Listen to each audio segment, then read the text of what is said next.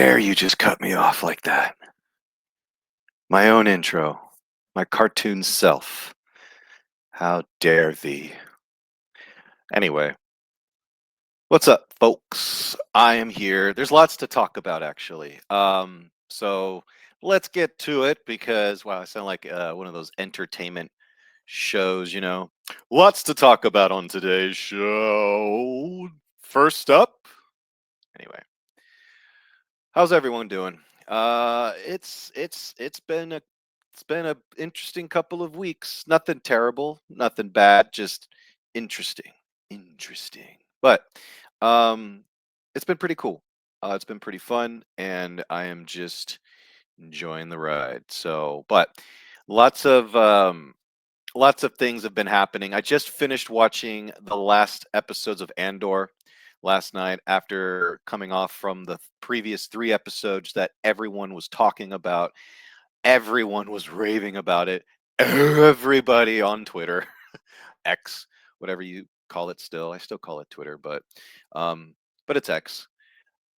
It doesn't matter. Anyway, but yeah, I watched the last episodes of Andor. Now, for those of you that know me personally, also on this channel, I really started off this channel as a Star Wars channel because I loved Star Wars. Star Wars was my bread and butter. It was the thing that I just always had on. I was constantly just nerding out for it. I always brought it into a conversation at some point. Either it was a metaphor or a reference. I kind of still do. However, it's I'm part of many, okay, that I don't like Disney Star Wars. I am not a fan of it. I began to open my mind about it, but then as more content started to kind of unfold, I started to see it becoming tarnished more than adding to the lore. Considering that there wasn't a plan. Now I know that there are fans of Disney Star Wars out there. That's fine. Look, if you love Disney Star Wars, if you love The Mandalorian, if you love all of this stuff, great. I'm glad you do. Okay. You and I have something in common. I love Star Wars. I just love a certain section of Star Wars now that I keep, close to my heart. The first 6 chapters of the story are Star Wars to me. Okay, everything else after that, spin-offs, all that stuff, to me now they're just kind of just it's just content at this point, which is pretty sad to say. Most of the Star Wars things that I had, I sold them, gave them away.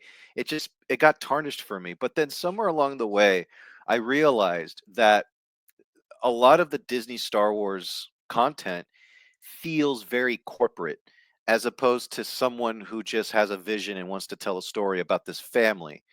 And I watched, Phantom Menace to Jedi not too long ago. I think it was like last year. I really did watch these movies, and there is a definitive beginning and end.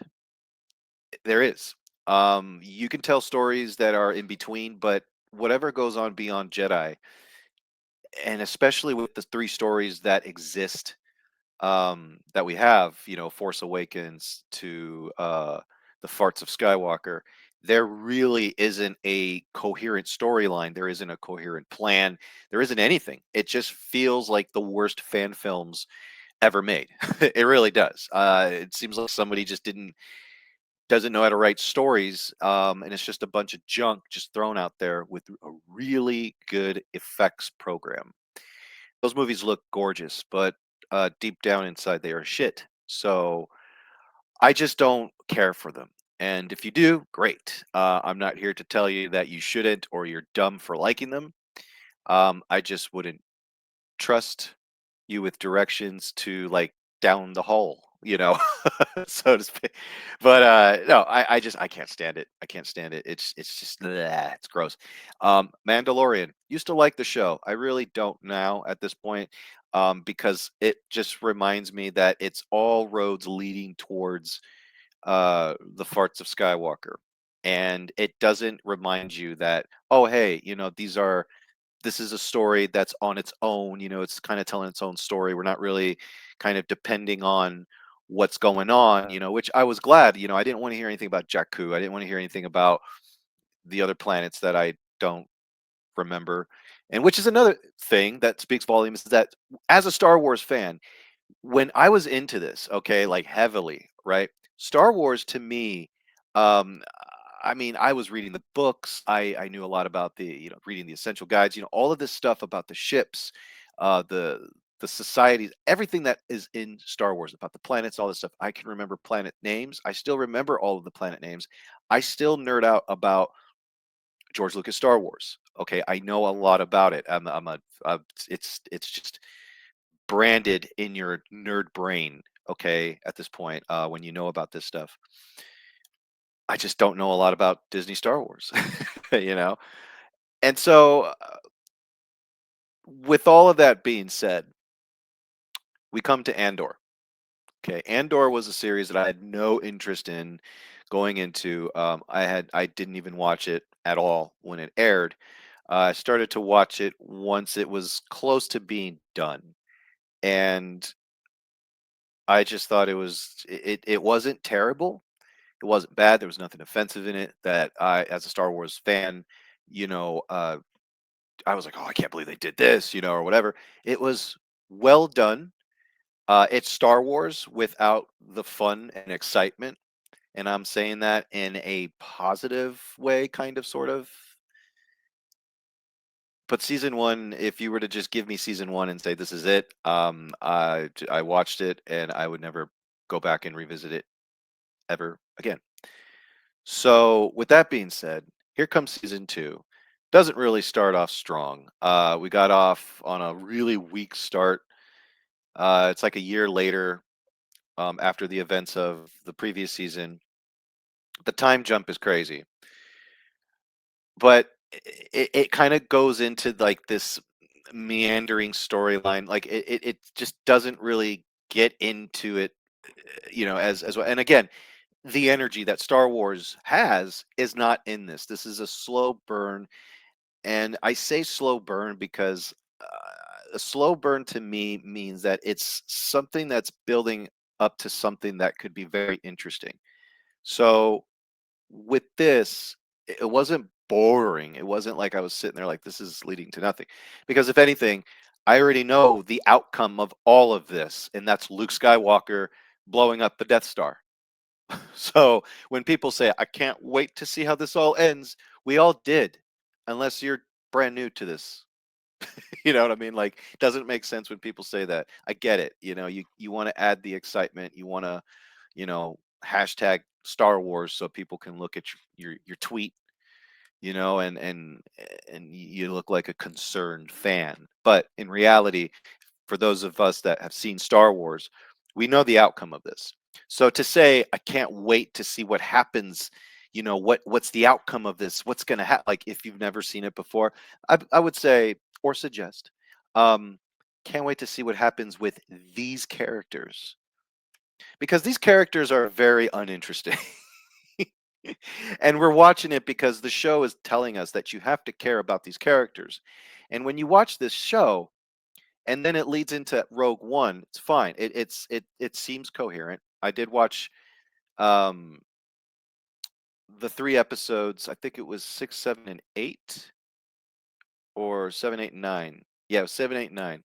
And the build up to that moment, um, the Gorman massacre, it was awesome. I thought it was handled so well that everything beforehand, I'm like, all right, I see where this was going. And I see the buildup and I see the payoff on all of this stuff. And some people will say, I didn't care, it's no big deal, and that's fine. But I'm looking at it as a fan who just finished watching Revenge of the Sith, going into Andor, and you're like watching this long movie, and you're like, okay, it's a movie that's slow, and there's interesting parts in it that get you going, get you pumped. But then we're back to how going back to the slow burn, and again, maybe years from now, decades from now, people will overlook that going into this, knowing that okay, the energy of the prequels going into Andor, it's very different, but it's still telling the story of the rebellion. So you've got that payoff. that what's the payoff to all this? Well, there's 2 Death Stars that blow up. So the excitement on knowing what people were talking about and how all of this, was going on and everything, that's exciting. But you've got a lot of Disney Star Wars in this, if you know what I'm saying. Okay, there's a lot of the a bit of some ideology that is kind of being played in here for shock value as opposed to character building moments. Okay, and that's how I perceived it. Um, I don't care for that. Not a lot of people do. Some people will go online and go, "Look how edgy Star Wars is getting," like it's a win or something, like or they're competing for something. A lot of weirdos out there. A lot of Star Wars fans are just fucking weird, and yeah. So, and a lot of them are also YouTubers, and they're strange. But ultimately, though, we know the outcome.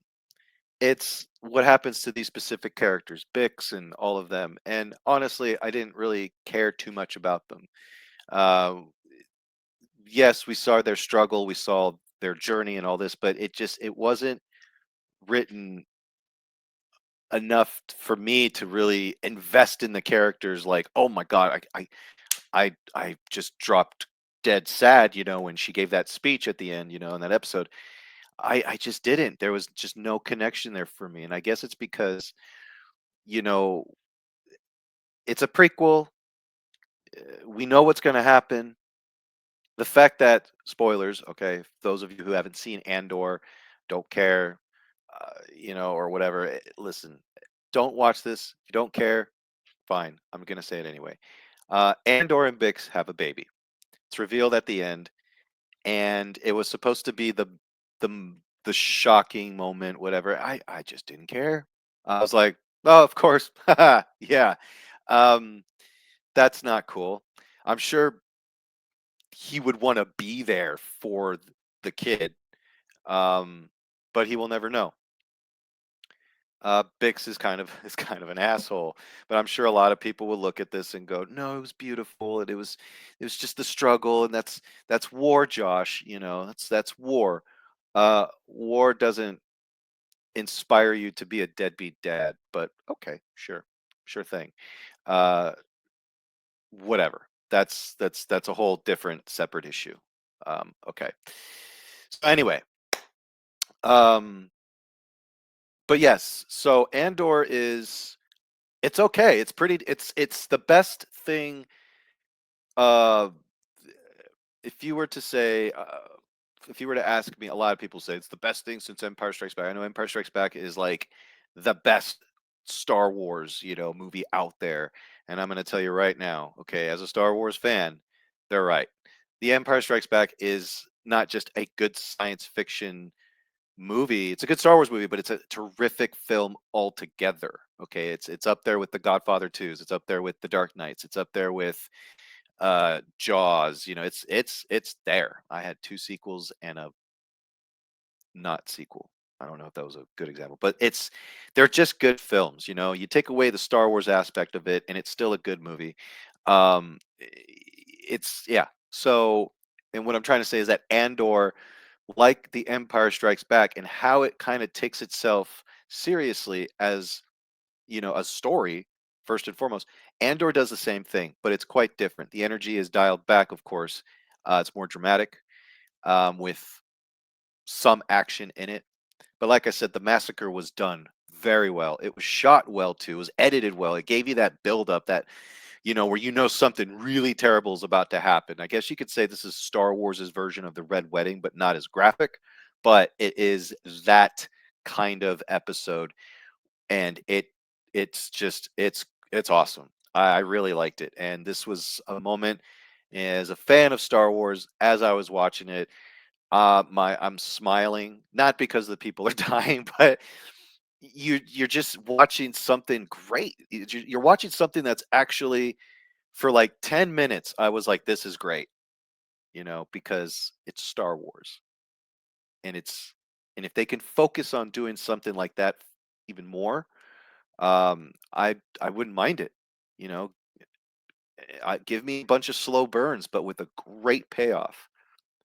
I would say that the last 3 episodes kinda goes back to being a slow burn, but it's it's leading towards Rogue One, even Mon Mothma has a different look to her, from that jump, she looks like the Mon Mothma from Rogue One and Return of the Jedi by the end of Andor.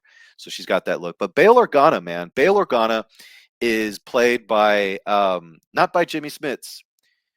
Um, Benjamin Bratt is replacing Jimmy Smits for this season in Andor. I I kind of had no opinion about it, but now doing this video, I would say it was fine. It was a fine recasting. That's okay to recast characters.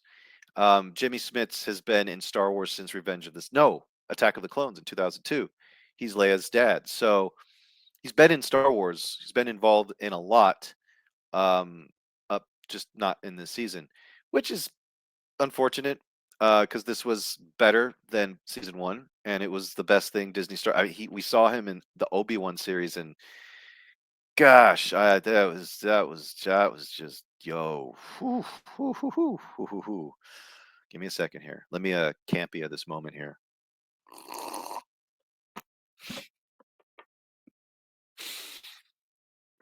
All right. Anyway, so Andor, it was decent. It starts off not so. It was very underwhelming, and then it got interesting, and then it got good. So I'm gonna say Andor is pretty good because it's not really how you begin; it's how you finish up, and then you got to make sure you give her the towel, ladies and gentlemen. So you have to understand this is that I'm not like in love with Star Wars again or anything. I'm not like Star Wars is back, baby. You need to give me like 4 Empire Strikes Backs and maybe one more quality show like Andor, and perhaps I could sit there and tell you, yeah, Star Wars is kind of back. I think so. Excuse me, 1 second here. I had to switch off a fan because it was getting a little cold here. It was getting a little cold here. I could break the screen with these things. Anyway, so yeah, so that's my take on Andor. Andor was it's pretty good. Can't complain. Can't complain. It gave me what I needed. As a Star Wars fan, I'll take it. I'm not saying that I will take mediocre. It wasn't really mediocre. It was good. Like I said, it starts off very slow, but it is telling a story, and that's what keeps you intrigued. The things I don't like about the show, I don't care for Diego Luna. That's his name. He's a good actor. He's a good actor. I'm not knocking him down or anything. He just doesn't have that charisma, that you would bring into Star Wars. I'm not. It just he's not interesting as a leading hero because I don't know if it's because of the direction that they gave him or the writing. I'm not sure. He just doesn't give me that like if you were to throw in, you know, kind of like a Harrison Ford of its time of that back then, someone who seems very swashbuckling and like a Captain Kirk type of character. That's what Cassian Andor should have been to me is like a Captain Kirk, but we got emo Latino guy, so or Hispanic man. I don't know. I just wasn't crazy about him, but the show uh you overlook that a little bit because the things that are going on around Cassian Andor is much more interesting than Cassian Andor himself. No disrespect to Diego Luna. I think that's his name. I believe so. Not sure. Not going to look it up. Correct me if I'm wrong. But I've seen him in other things, and he's good. Yeah, he's good. Like I going into Rogue One back in like 2016. I met Gareth Edwards at Star Wars Celebration in 2015, the director of Rogue One, and I I just mentioned how out of the box it was to cast that guy, because when they cast him, I immediately went and did my homework. Again, I was a different Star Wars fan back then. Okay, I was all over this shit.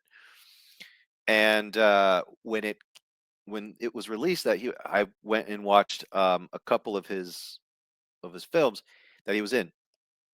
I thought he was great. I thought he was fine. I was like, wow, this is the guy. He had so much charisma and charm in those films and energy that I was like, oh, if he's gonna bring this swagger into Rogue One, fuck yeah, let's do this. We need like a Jim Kirk renegade type of character, and it so was not.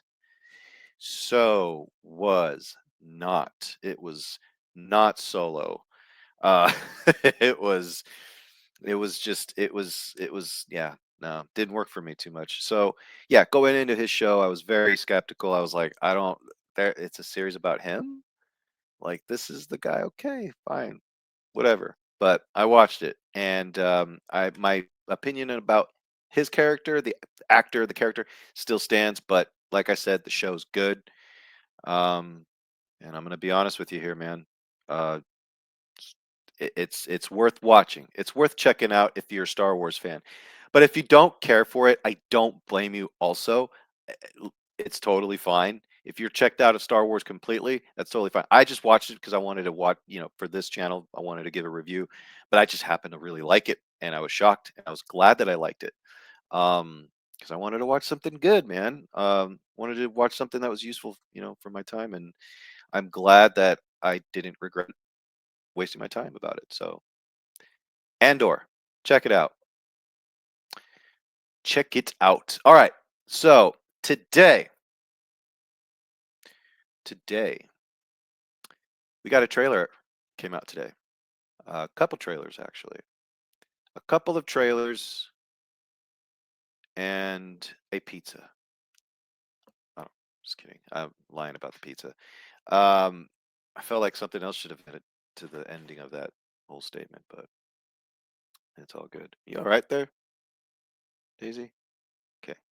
Sorry, my dog Daisy thought this thing here was a bed and it's just stuff stacked onto it. And Daisy's like, because my other dog, Shadow, stole Daisy's bed, this comfy bed right here. Now, no, no, no, stay off, stay off. That's your sister's. No, go away. Just, yeah. The infamous dogs of mine. They used to be in the background of my videos all the time. All right. Superman. James Gunn's Superman, or should I say, Superman's James Gunn. Nerdrotic posted that. Because here's the thing, I'm not the only one. A lot of people are kind of. I'm seeing a lot of word on the internet about this, and I'm glad that I'm just not. I always get thinking, I'm like, okay, am I getting cynical now? Like, no, a lot of people are saying the same thing, and it's like, okay, this makes me feel better. But Um, this movie could be the greatest film of all time. It just has so far like the most dog shittiest marketing I've ever seen for a superhero film, for a Superman film. And I get it; they want to bring Superman back to everyone's, consciousness, because we haven't gotten a Superman, which is weird. So I'm going to get into this little argument, this little tiff here that has been just bugging me for a long time. In 2013, we got Man of Steel, directed by Zack Snyder, and it starred Henry Cavill as the title character of Superman slash Clark Kent. Now, this for me, watching this film back in 2013, I remember the amount of hate, dislike, I should say, because that word hate is overused a lot when people talk about others disliking things. It's mostly dislike. I went to a con shortly after Man of Steel was released, and boy, the okay, I noticed that a lot of the Gen Xers and Boomers, and maybe a sprinkled amount of Millennials at the time, because Gen Zs were just kind of They were like infants or still little tiny kids, so they weren't really, fully grown. They were incomplete assignments, so we can't really tell yet if Gen Z was a promising generation of people. Okay, so millennials and Gen X and Gen Xers and Boomers. Gen Xers and Boomers love to just talk shit about Man of Steel. Superman killed so many people at the end of this movie. It was just unbelievable. Yet these are the same people that just a year prior to Man of Steel being released, the Avengers came out. And listen, y'all seen the Avengers, okay? You and I, we've seen the first Avengers. There is no question. There was a lot of damage that was done in that film caused by the Avengers themselves, especially the Hulk running through a building. You don't think this motherfucker knocked out, like, killed like 3 people in the process. Just innocent bystanders probably going to fucking clock out. Um, so the Avengers killed a lot of people. And yes, they brought that back up in Civil War, uh, the repercussions of everything and the casualties and all of that stuff. Okay, so it seemed like that was the one argument that a lot of these uh, diehard, dedicated, gatekeeping Chris Reeves fans uh, basically worshipped. It's the altar that they worshipped on. Okay, on that particular argument. Superman killed a lot of people at the end, and he did not shave anybody. Why do I talk like I'm John F. Kennedy? Uh, but you have, you know, people, also were praising it because it was done very well. It was different. It was cool. It was a little ahead of its time, and it seems like it's also a bit timeless because we're in 2025 right now. And as every year goes, this film, Man of Steel, ages better every year. We're getting people on YouTubers doing first time watches for this film, and they love it. They love it. They're loving it. They're digging this film. They don't have to, it's not a brand new movie. So you could sit there and be like, yeah, it's not for me. Didn't like it. I can see why people didn't like, or whatever. They are loving it. Okay. So you have a new generation of people who are discovering Superman through Henry Cavill's Man of Steel. And, you've got and it's 2013 is a little while ago now. It's more than 10 years ago, but it doesn't seem like it's that far off for a new generation to go, all right, I'm ready for a new Superman. Let's go. I'm not saying that there's not anybody like, I mean, there's a lot of people like that, but I'm not convinced that there's going to be an insane amount of people really going to go see this. I don't see this movie selling tickets, um, being sold the first day. Um, because people are still figuring out that there is something that aesthetically looks better. Um, the movie has not come out, so I can't really talk shit on it. But so far, and we're gonna watch the trailer here, and I'll talk about it here in a second. There just isn't anything in this movie that is making me super excited. Pun intended. Pun intended. Pun intended. But I don't get that feeling. I'm not feeling the way I did when Man of Steel came out. When Man of Steel was about to be released, I was all over that movie, man. The trailers for that film was telling us what kind of Superman we're getting and why we should care. So far, the marketing for this film is all about James Gunn and his dog, and James Gunn and how great he is. We get little behind the scenes featurettes, and we get the actors talking about James Gunn and how amazing James Gunn is. James Gunn this, James Gunn that. I want to know why the fuck we should care about this Superman.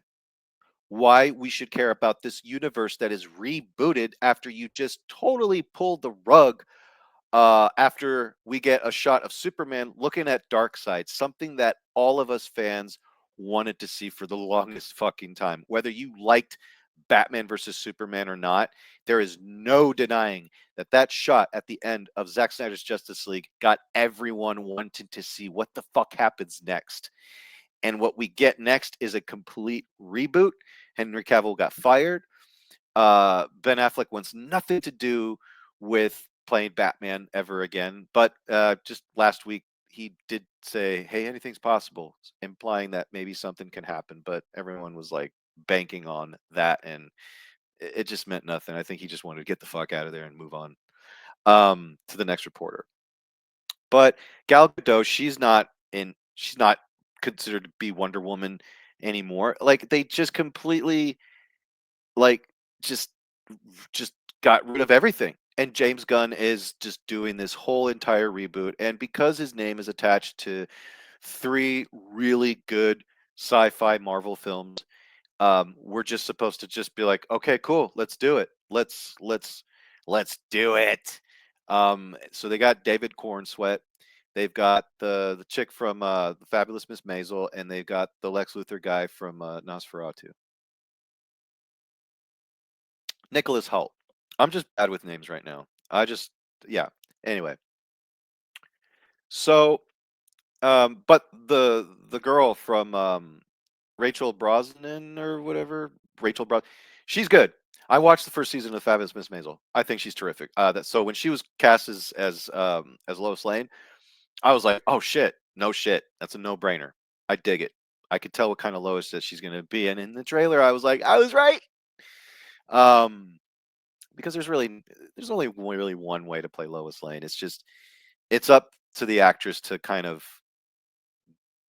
convince us that this person's real. You know, like Margot Kidder made me believe that that's Lois Lane. Kate Bosworth, no. Amy Adams, kind of, yeah.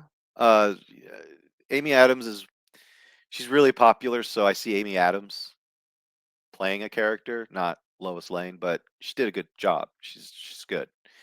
Um, if she was here right now next to me, I'd be like, I'm just gonna shut up now. I think you're great. No, but so yeah, let's check this out. Let's stop talking here. Stop talking. Stop talking now. Stop talking, bastard. Do, do, do. Yeah. DC, classic DC logo back. I dig that. I dig that. Okay, Superman. I almost threw up the Twitter page there for you. Okay, are you ready for this? Are you ready for this? I don't even know if I'm gonna get like a copyright strike. Why would you do that? Like all you're doing is you're making people not wanting to promote your product. But if James Gunn is perfect in everything, then he doesn't need us YouTubers promoting his film. Us, you know, grifters, us, uh, what do they call it? You know, toxic onliners. Onliners. It's not even a fucking word, man. Ah, I promise you I'm awake. I just Denny's mug. Don't ask how I have this. Um, yeah. Incels. Incels. Us incels don't need to promote this. James Gunn's got this. He's got it. James Gunn is the greatest man in the world. He created Superman, the greatest superhero there ever is. James Gunn's a very talented director, and he seems like he's a nice guy with a few issues involving children. Anyway, let's watch this, shall we? All right. Are you being serious right now? Yeah. You'd let me interview you as Superman. Sure. So just to let you guys know, I've already seen this. I'm not doing a reaction video. I'm just reviewing this, talking about it, whatever it is, the discussion about uh James Gunn's Superman.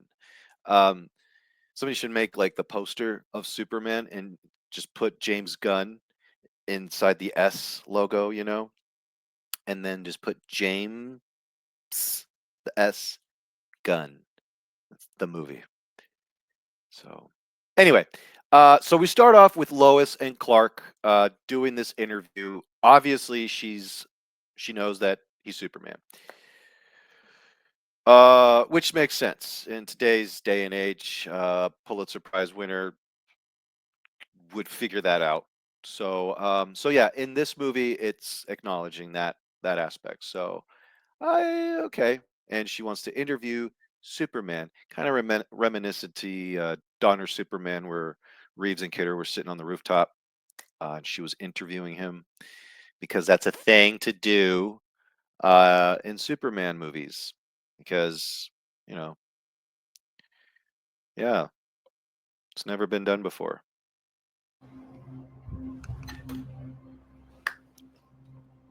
Ready?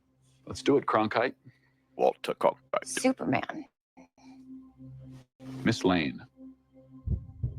Recently, you've come under a lot of fire for what some It's a might. lot of fire. It's a lot. All right, so this was the famous screenshot where everyone noticed that he blinked his eye when the guy threw the can at him. I noticed in this trailer he doesn't blink. Maybe it's a post-production computer CGI thing. I'm not sure. Maybe they designed his eye up, just to kind of, yeah, that certain, yeah. Anyway, anyway, Superman. The actor looks like Superman. He's got the hair, he's got the blue eyes, he's got the voice. He does seem like he has a lot of the charisma too. The Clark Kent isms, if you will. But people are shit, and it's being shown here. But boy, man, look at this dude. This dude looks like a guy wearing a costume, and it's not Superman. What's up with that? Today, the Secretary of Defense said he was going to look into your actions. That's funny. My actions? I stopped a war. Yes, yeah. Maybe. Not maybe. I did. In effect. That was a cool shot. I like that.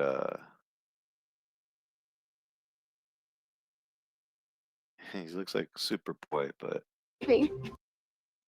it's queer. It's weird. I'm at the age right now where I'm older than Superman. It's weird. Like Batman was my age. Robert Pattinson is born '86. I'm still older than him by a couple months. Weird. I'm 39, and it's like, what? I'm so used to these actors, older, so that I look at them like like they're older. I'm like, yes, yes, sir. Now I'm looking at Superman. I'm like, he looks like a boy. But I can't talk, man, because I'm 39, and I still get people going like, oh, cool. So when do you graduate? Which is, hey, look, that's great. I'm also at the age right now where I'm like, I don't want to be 40, but I will be 40. I'm going to be 40 next year. I repeat, I'm going to be 40 next year. Oh, look, you done did that again. It's not a bed. It's just stuff. All right. Anyway, back to Superman. Not maybe. I did. In effect, you illegally entered a country. This is how you're gonna be? I'm not the one being interviewed, Superman. Ouch. Did you consult the president? No. You seemingly acting as a representative of I the wasn't United States. representing will cause anybody more except for me. problems Whoa, around calm the down world. there, And Clark. doing good. That shot right there. I just need a whole trailer of this. I need a whole trailer of this. Superman just saving people. I would question myself in the same situation and consider the consequences. People were going to die. Nice shot. People were going to die. Just think of Beavis and Butthead Do America when he says, "We're gonna die," when he was on the plane. Yeah, look, not off to a great start having Superman having a temper tantrum. Clark, I would believe Superman Clark Superman would be more level-headed, a little calmer. You can tell he's agitated, but still level-headed, keeping the tone down. That's what makes him Superman, is that he is unlike anybody on Earth. In a situation like this where Lois is challenging him, you he doesn't he doesn't he doesn't lean on just yelling and get his point across. You know what I'm saying? There's frustration, but this. I mean, look at the screen. It speaks for itself. This looks like a guy who is trying to convince his girlfriend that the the number on the receipt isn't some other girl's phone number. Um, yeah. So, let's continue. I'm sure some people would look at that what I just said and be like, "Bro, you're reading too much into it." Okay. Yeah. Look, my Superman doesn't. Yeah. Oh gosh, I'll get into it after this.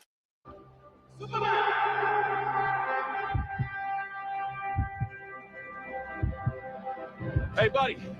Eyes up here. Eyes up here, baby. All right. So right there, the music. Another thing that I'm going to get into here, the music of this of this trailer, uh, totally misdirected me because I thought that we were going to get right there when you hear the horns, like an orchestra. We're going to get the John Williams music from Superman the movie, but we don't. Um, but this was a cool shot.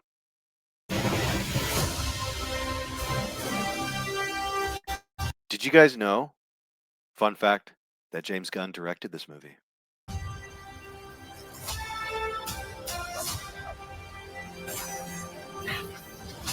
Your choices, your actions. That's what makes you who you are.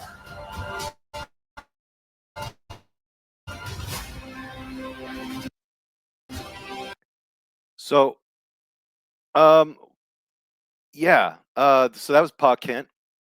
I've seen that guy in a couple of things, which is very strange. That this man is playing Pa Kent.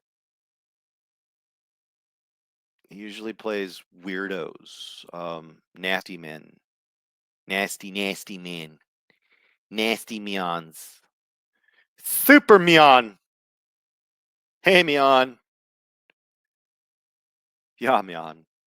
Anyway, yeah, I've seen this guy in a couple of things, and you know, we'll see what happens. We'll see what happens. We'll see what happens, Mion. But what are my thoughts about him as Pa Kent? I don't know. He looks doesn't look the part, but fine. It doesn't take much. Just act like a nice man who is a father of someone who he adores and tries to protect and all this stuff. Kevin Costner, I thought, was a terrific Jonathan Kent up until he died. But yeah, Jonathan Kent dying in Man of Steel though through a tornado. I'm not going to go crazy beyond fanatic about that. Like, oh, that fucking killed the movie for me. Like, okay, that was like a little moment, but there's so many great moments in Man of Steel. Like the entire movie was pretty damn good.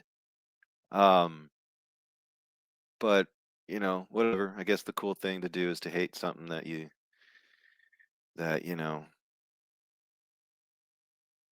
I mean, like if people wanna hate on something, hey, that's on them. But like you know, and I'm talking about like the people that are like, oh, I fucking love everything Marvel and this and that.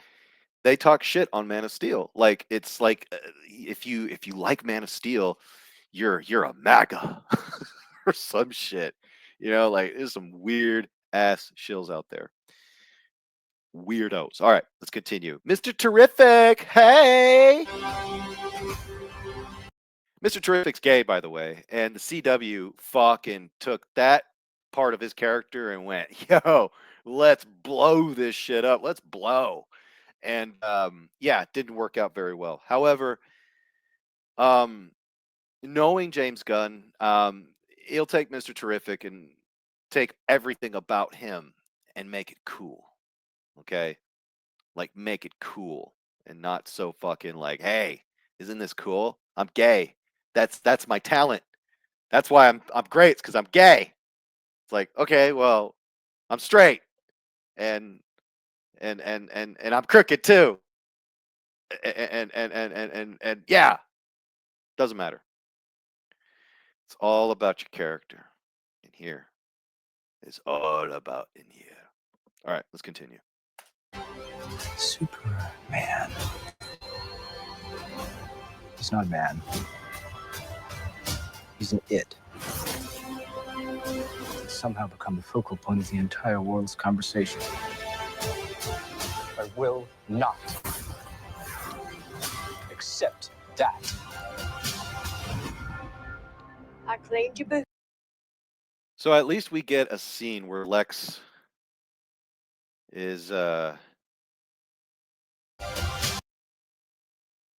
taking a crap. Ah. I cleaned your boots. I'll go get them for you.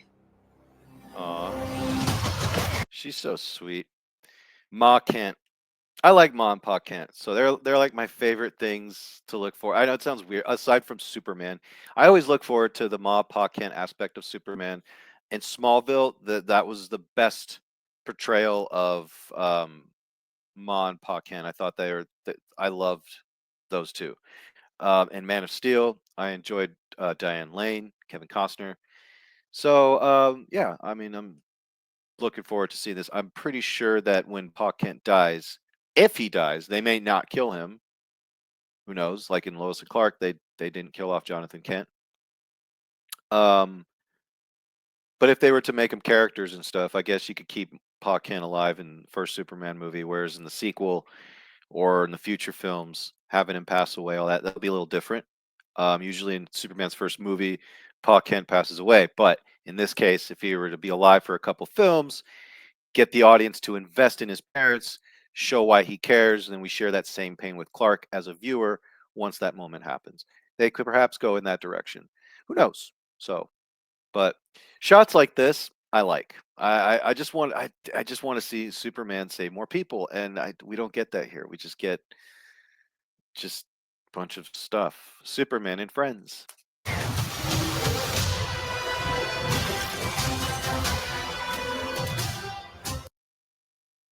go back. Superman fighting a kaiju monster. Okay, right on. It's a fatter, weirder cartoon version of the disgusting Doomsday from Batman v Superman. I dig it. Got Green Lantern, got Hawk Girl, got Jimmy Olsen and Clark being weird and funny and being Jimmy and Clark. So there you go. Things like this is what. Oh God! All right, imagine if Man of Steel had scenes like this. Yeah, people would be like, "Oh man, this is fucking stupid. Oh, fucking Snyder's just taking time." But when James Gunn does it, it's gospel. I fucking oh God, this is cringe to me. She's hot, but this is cringe to me. And no, no. But whatever, it could be funny. It could be great. You know what would be funnier is if right after this scene, that little laser blast right here goes right into her, and she dies, and she's on Instagram Live or something. That's really dark. But so is James Gunn. He might do that. I don't know. I don't see him. I don't put it past him, to be honest with you. I don't. Kind of bait people into going like, this movie's so fucking hopeful, and oh shit, they just kill that blonde woman. Oh, this is getting dark. The DC universe is dark. They won't do that.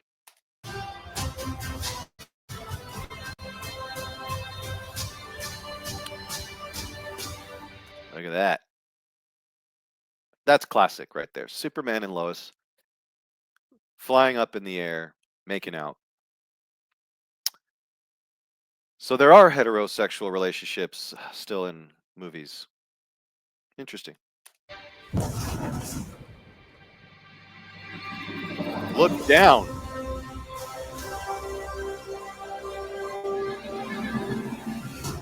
You have a dog? Oh Jesus. They're really they're really they're really banking on that dog to be like the central focus of I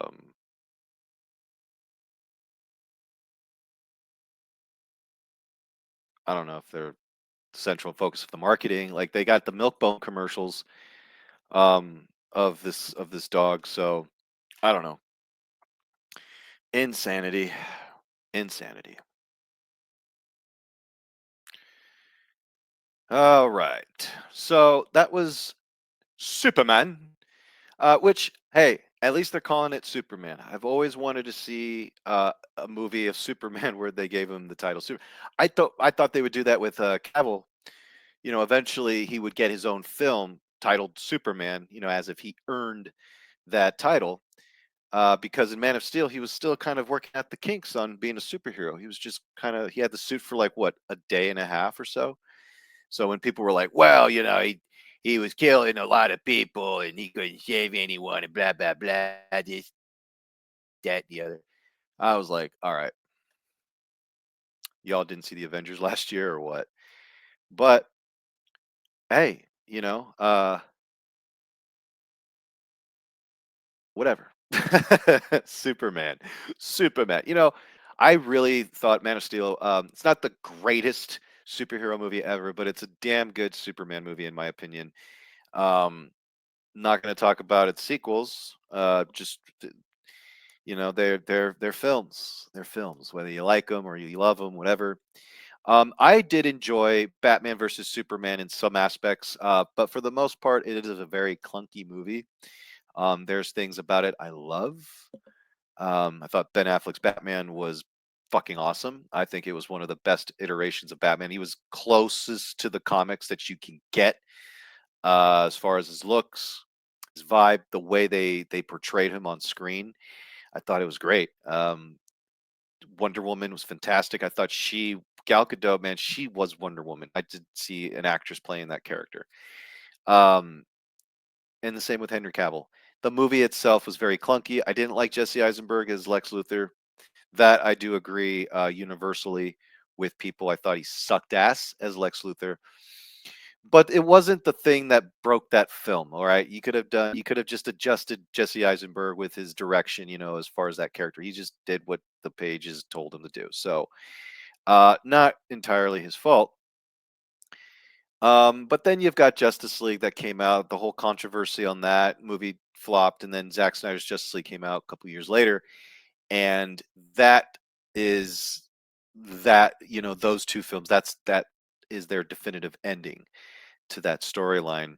Unfortunately, it was cut short because DC just kind of rebooted their entire universe. Didn't kind of, they completely did.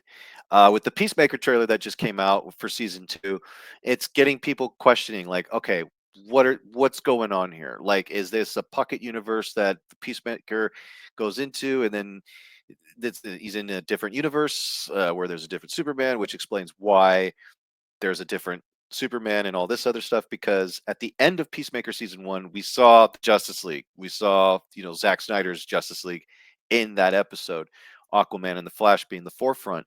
So they had dialogue in that. So it's like, okay, so how are you going to explain this? And Viola Davis is in there still for some reason, and James Gunn's wife.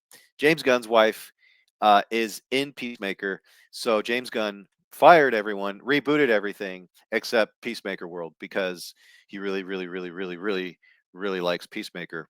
But his wife's in it, so and if they were to reboot the whole thing, then his wife wouldn't have a job anymore. So, but he really loves Peacemaker.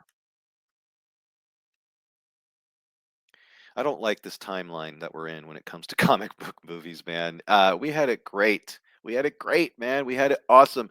From 2005, no, sorry, from 2000, starting with the X-Men, up until like 2018 at the latest, perhaps.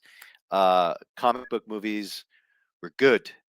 They were pretty damn good. Yeah, we got the Justice League version cut in 2017. You got Captain Marvel. You got a couple of other, Spirit. The fucking the worst of the terrible comic book films. But there was so much good that outweighed the weak. And man, it was a time that was just great. Now we live in a time where we just get slop, uh, trash. This is like pretty much the lint in your pocket era of comic book films. So I don't know. I don't know. See, and we got what an Ironheart trailer that came out today, the latest from Marvel. And listen, I don't know if it was intentional um to release this on the day that DC is going to release the Superman trailer. Why on earth?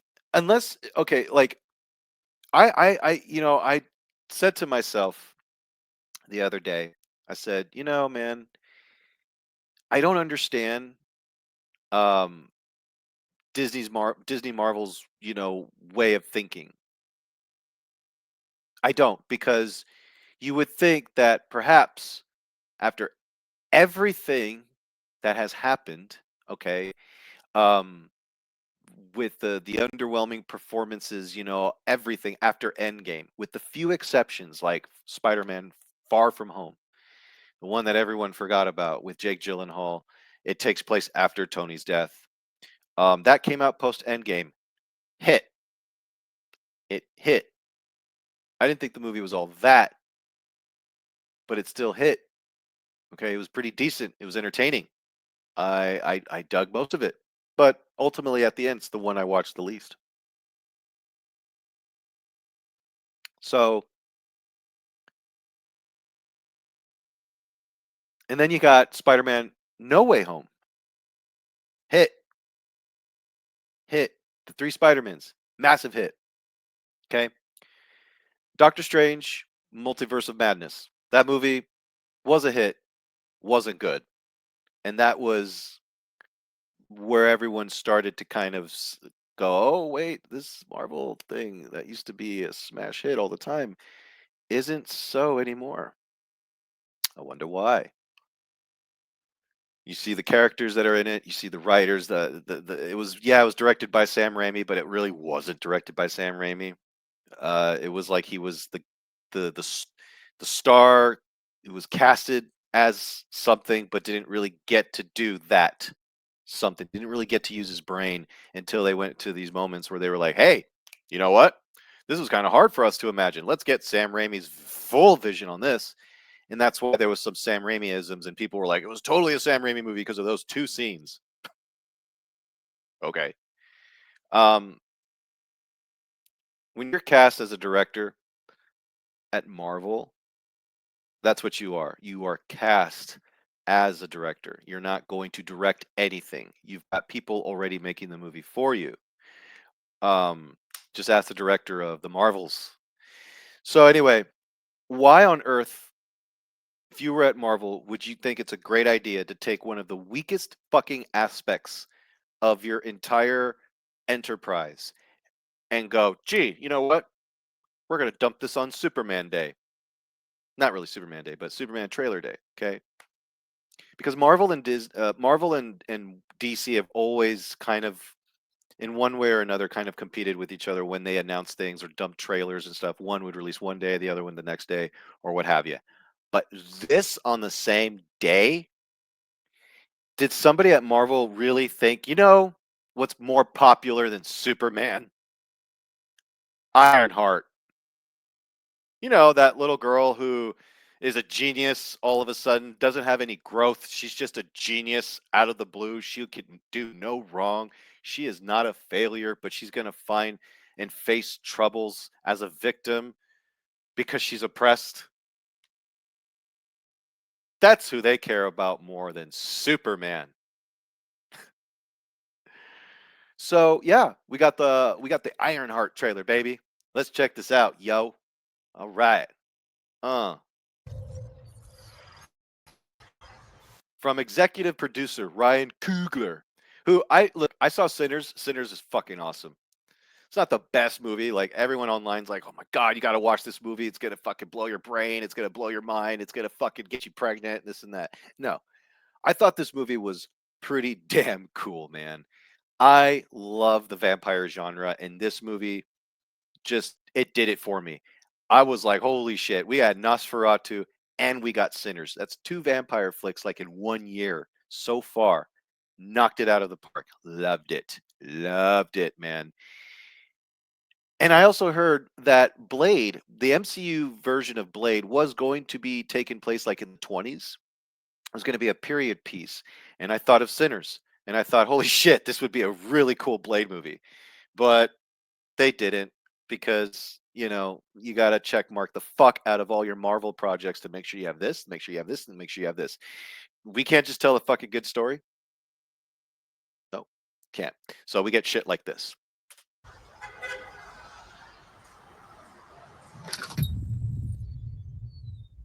Hello?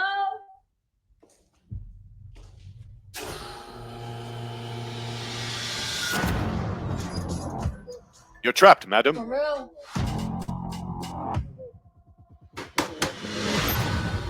Welcome, Riri. In less than 3 minutes, the air in this elevator will no longer be breathable. Oh, what is this? Your interview. You'll suffocate and die unless you break into the device on the floor, where you'll find a gas mask. Good luck. Screw this.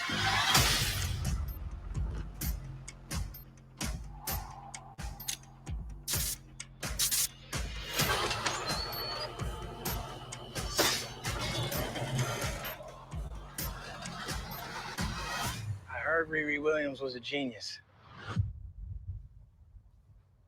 So you in or out? Yo, okay, so I was kind of playing and being exaggerative, but uh, this is not her or this. How does she get there? Like, how does she get to that level of I could do this in an elevator and shit? Like, okay, let's just continue. Sorry, I was just trying to figure this out.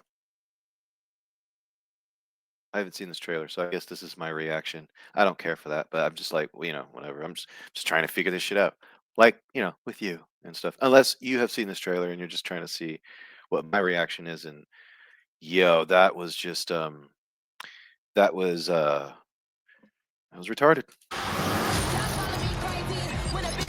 Ah shit. Ah shit. Bust out the rap music because that's what fucking Hollywood thinks.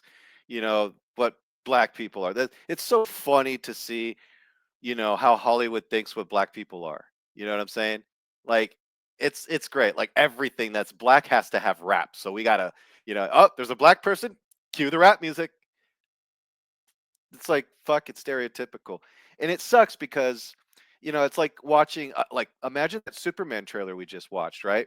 And when it says DC logo, right? All of a sudden you just hear like, fucking Garth Brooks playing in the background and country music and all my exes are in Texas plays throughout Superman flying in the sky and shit, That's because that's what Hollywood thinks of white people. You know what I mean? Like ooh, and that's the problem with a lot of the shit today. I mean, it's just it's very Marvel Marvel Disney has this thing where they're like we have to like make this super fucking like hip hopish, to let people know that this is special. It's not. It's like I said, with that logic, you might as well play country music in the background of every trailer that features a white guy. So anyway, let's check out Riri. See you. I see you're fed up, waiting to be acknowledged for your greatness. You are not Wow. the first genius at MIT. Oh Jesus.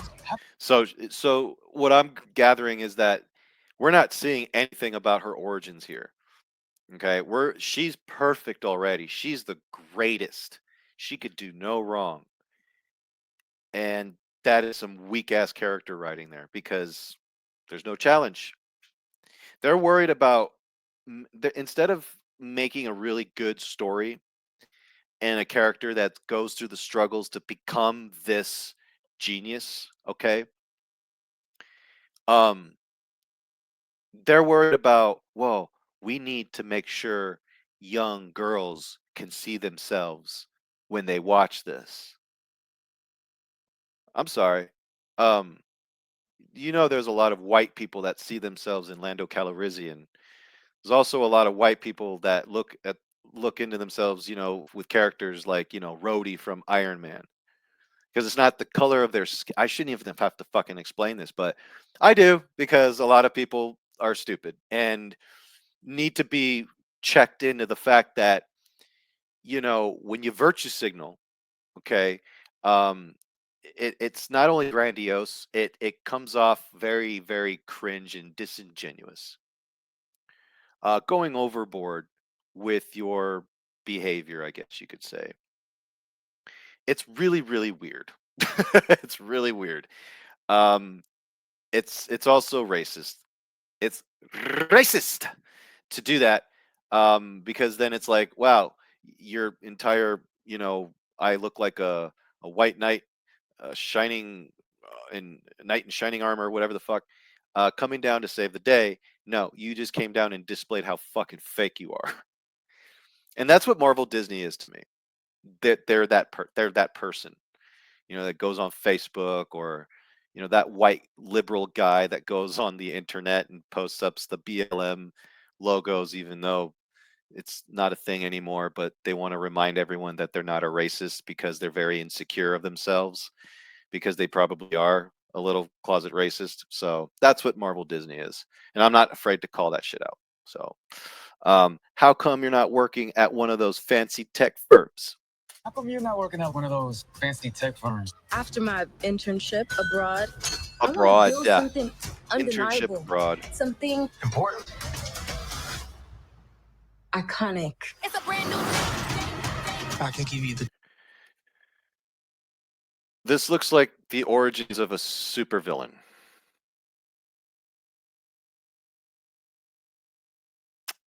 But okay, let's go on. tools to help you carry out your vision. But anyone who's ever accomplished anything iconic in life has had to do some questionable things to get it done. What will you do, Riri? You've bitten off a hell of a lot more than you can chew. I could chew a lot.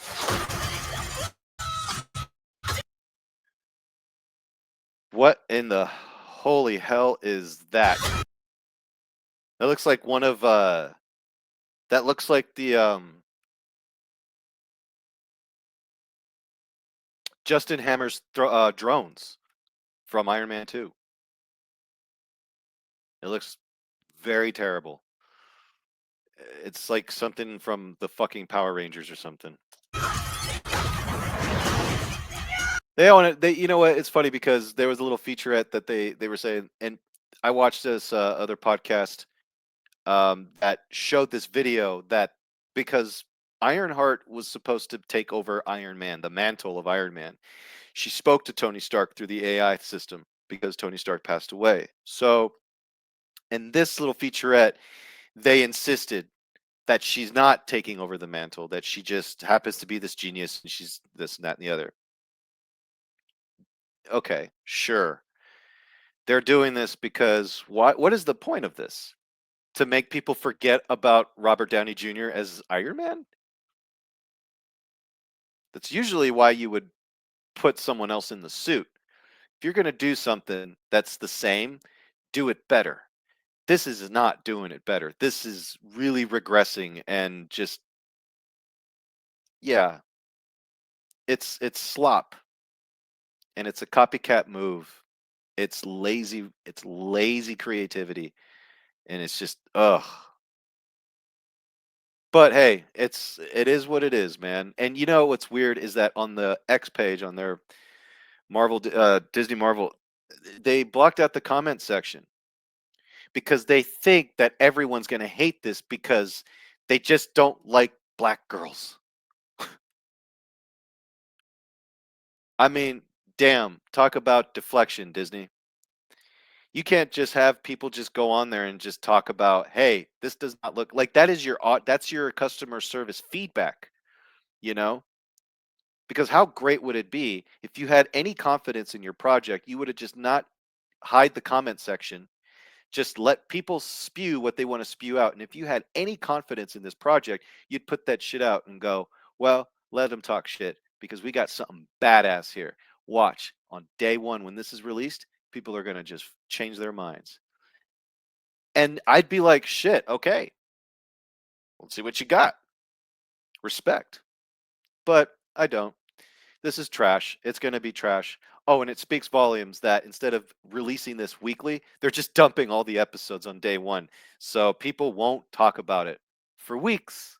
For weeks. And this is coming off of the heels of the Thunderbolts film, Captain Falcon American Man. I don't know. That movie flopped. The Thunderbolts wasn't a massive hit, and it wasn't great. I thought it was okay. I haven't given you guys a review of this, so I might as well just talk about it while I'm talking about this trailer. The Thunderbolts was okay. It was entertaining, but it wasn't like, oh my God, Marvel's back. Okay, you're going to need the successes of Deadpool and Wolverine and Spider-Man No Way Home. You're going to need like 6 of those in a row for me to go, oh shit, okay, I think we're back on track now, right? But we're nowhere near that. Okay. A lot of people said Deadpool and Wolverine, Marvel's back, baby. No, it was followed up by Agatha. Then it was followed up by the Captain Shit America. And then it was followed up by the Thunderbolts, which was okay. It was better than, way better than anything before. But it it's still a movie that has lots of story problem issues. It's a movie with a lot of character issues, character writing issues, character development issues, especially. And John Walker, holy fucking shit, dude. Why is he the punchline of everything in this fucking movie? I mean, honestly, John Walker did nothing wrong in The Falcon and Winter Soldier. Let's talk about what John Walker did as to why people hate him and why the people on the internet love to hate on him because they think that he represents a certain side or a certain person that's sitting at the office right now in Washington. Um, get that politics shit out your head, okay? John Walker did nothing wrong. You want to know why? John Walker killed a terrorist who killed his friend in front of everyone. He killed him, rightly so. But his crime is he's white and he's a guy. So that's why. That's why he's bad. It's because he's white and he's a male and he's a straight white male.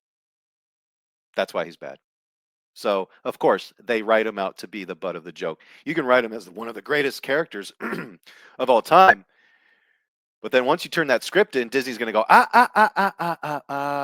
wait, come here. Come here. See this character here, John Walker? Yeah, we can't have that. That's problematic. We don't need the backlash. So we need to change this little detail out. Yeah, that's the writing room there. Once they turn in those scripts, and they check those scripts out. So that's Disney. I don't fucking care really too much about the Fantastic Four.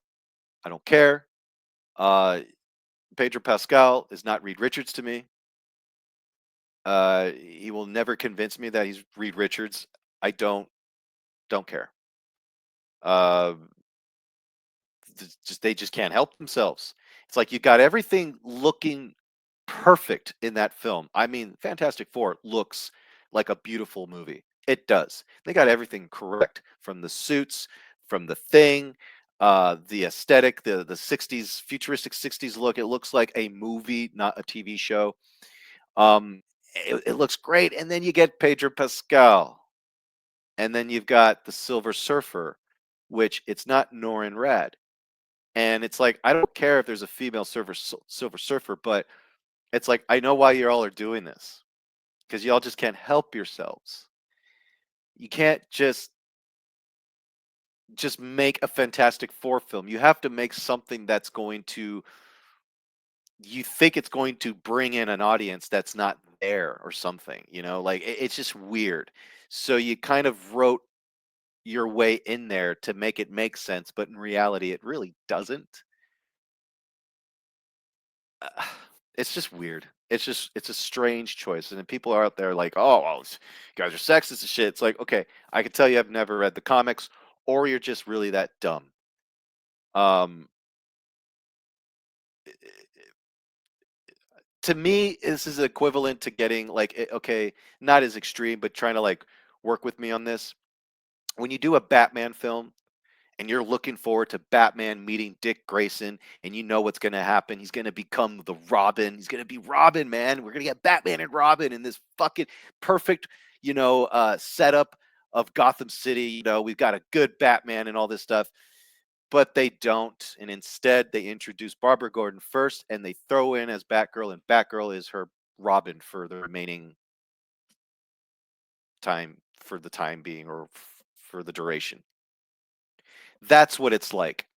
And to me, that would be like, oh, that's Warner Brothers catering to a female audience out there because they think that they can take Batman, which is really a dude property, okay, that a lot of women love and a lot of kids and adults love, but it's a dude property, okay?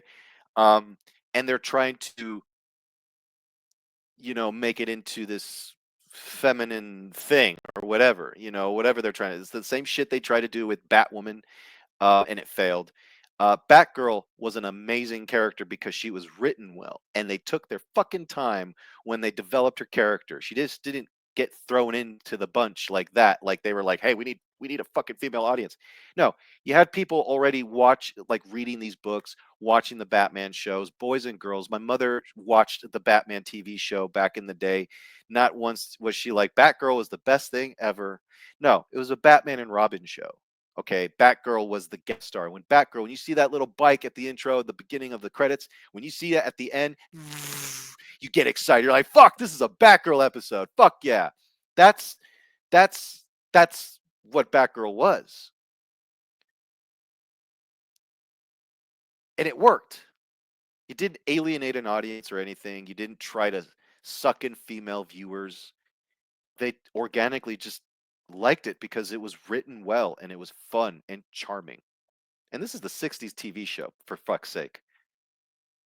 Anyway, back to Ironheart. You know nothing about this man. You're gonna end up dead or in jail. This is so much bigger than that.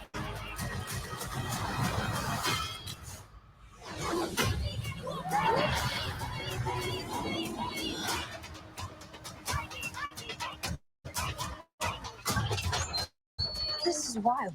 Why A do I shady care? bunker. My bunker's not shady. Would a shady bunker have that on the wall? It's literally above a crate of self-guided missiles. I'm returning. Isn't that Han Solo from Solo? The movie that just completely obliterated this Star Wars movies to come. Poor guy. Knows. Yeah, you won't catch me watching that. You know what? If it's good, I hope it's good. I really do. I really hope it's good.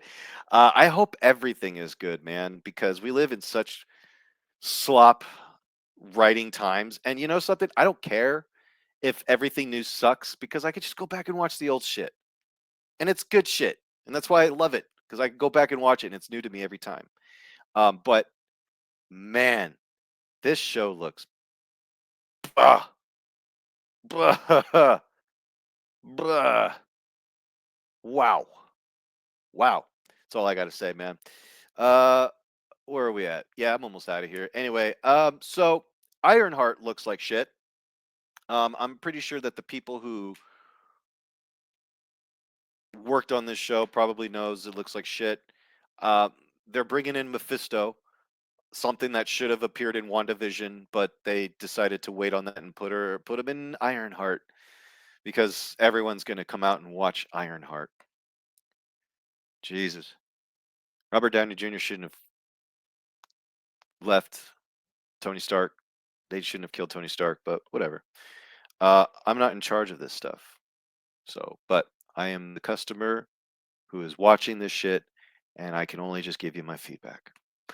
But be sure to check out Ironheart on Disney Plus.